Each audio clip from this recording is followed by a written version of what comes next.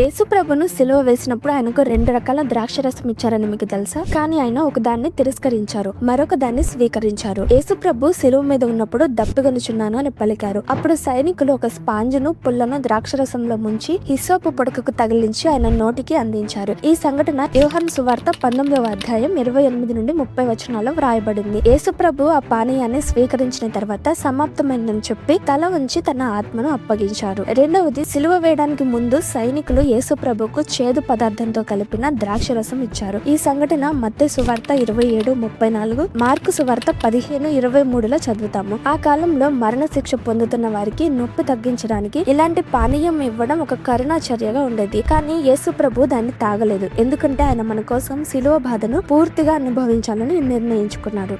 నొప్పి తగ్గించే పానీయం యేసు ప్రభు తిరస్కరించారు, కానీ చివరిలో ఇచ్చిన సాధారణ పానీయం స్వీకరించారు. ఎందుకంటే భూమిపై తన రక్షణ కార్యం పూర్తయ్యే సమయం వచ్చేసింది.